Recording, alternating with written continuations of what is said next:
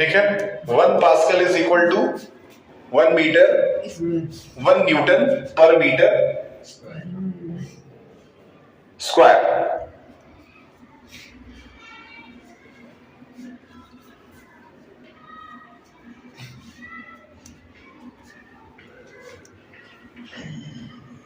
ठीक है, फिर आगे लिखिए,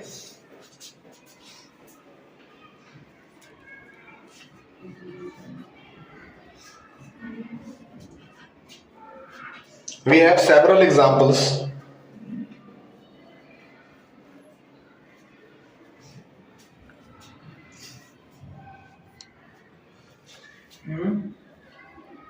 with the help of which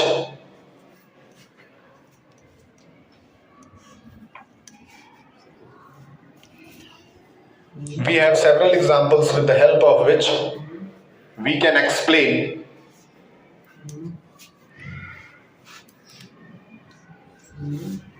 Arav, take it from there so that my photo also can come. Okay? With the help of which we can explain Pascal's law.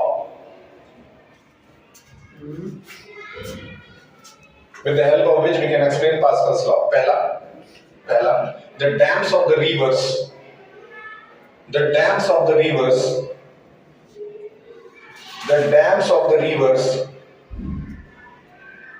are made broader at the bottom.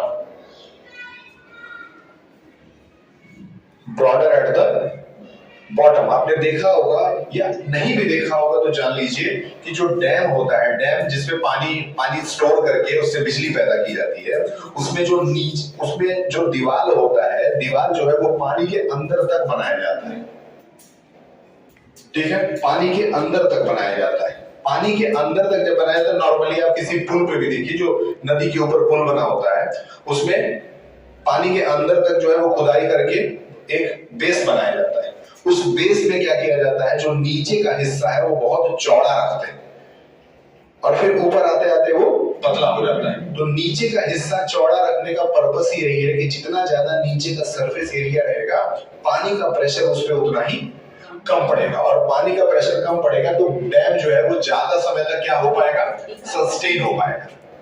Clear है? एक बार एक round करके पूरा लीजिए। ठीक, जितना ज्यादा नीचे से लिया जाएगा उसको, जितना ज्यादा उस पे पानी का फोर्स पड़ेगा, ब्रॉडर एंड जो है वो उसको आराम से सस्टेन कर सकता है। दूसरा सबसे अच्छा एग्जांपल हम लोग इसका ले सकते हैं, I am explaining you the chapter also. फिर दूसरा एग्जांपल हम ये ले सकते हैं, सबसे अच्छा एग्जांपल वो ये कहता है कि आप अगर स्कूल बैग का एग्जांपल लें तो स्कूल बैग में यहाँ का जो प्लेट होता है, जो आपके यहाँ शोल्डर पे आता है, उसमें फोम लगा रहता है और वो हमेशा चौड़ा होता है। ठीक है, वो इसीलिए क्योंकि बैग जो होता है उसमें तो कॉपी किताब बहुत ढेर सारा होता है और वो बहुत भारी हो जाता है। तो अगर वो प्लेट यहाँ पे लगा रहेगा तो अगर ये चौड़ा सरफेस एरिया रहेगा तो प्रेशर आपके ऊपर कम पड़ेगा। बहुत अच्छा एग्जांपल है।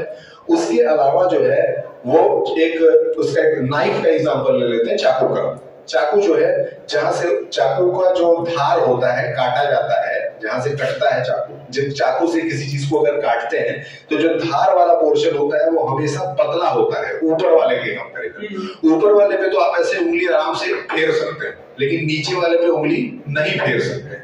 तो इसका सीधा मतलब ये हुआ कि पास्कल्स लॉ जो है वो आपके लाइफ में बहुत सारे जगहों पे यूज हो रहा है। ठीक है, पास्कल एक आदमी का नाम है, साइंटिस्ट का नाम है, उसको हम हिंदी में भी पास्कल ही कह सकते हैं। समझ में आया? तो पास्कल जो थे वो बहुत फेमस साइंटिस्ट थे। ठीक, उसके ये एक्सपेरिमेंट हम लोग कर सकते थे, लेकिन अभी रहने देते हैं। तो ये हमारा एक लिक्विड है प्रॉपर, इसमें जो है यहाँ से यहाँ तक का कुछ अपना हाइट है इस लिक्विड का। ठीक है, तो उसका ये कहना था कि सपोज एक यहाँ पे छेद करिए, एक यहाँ करिए, एक यहाँ करिए, एक यहाँ करिए, तो जाहिर सी बात है चारों के रास्ते पानी गिरेगा, लेकिन सबसे ज्यादा तेज पानी कहाँ गिरेगा? नीचे वाले के रास्ते। तो उसका कहना था कि बॉटम में जो लिक्विड प्रेशर होता है वो सबसे ज्यादा होता है। ठीक, अब एक और एग्जांपल उसने दिया, उसने कहा कि मान लेते हैं कि पानी है, इसमें एक छेद यहां बनाइए, एक उसी के सिधाई में यहां बनाइए, एक यहां बनाइए, एक यहां बनाइए, चारों छेदों का हाइट एक जैसा रखिए। ठीक है, चारों छेदों का हाइट एक जैसा रखिए और फिर बताइए कि पानी का धार जो है वो किस स्पीड से निकल रहा है। तो सेम स्पीड से निकला। सेम स्पीड से निकलने का मतलब क्या हुआ कि जब हाइट एक बराबर होता है, at equal height the pressure is also equal. Same height पे सेम प्रेशर होता है, जबकि हाइट अगर बढ़ जाए तो प्रेशर कम हो जाता है और हाइट अगर घटा दिया जाए तो प्रेशर ज्यादा हो जाता है। क्या ये समझ में आया? ठीक है, वहीं से उसने फॉर्मूला निकाला P is equal to F upon A का। वहीं से उसने कंसेप्ट दिया कि P इज इक्वल टू हम एफ अपॉन ए यूज करेंगे। P is equal to F upon A use करेंगे।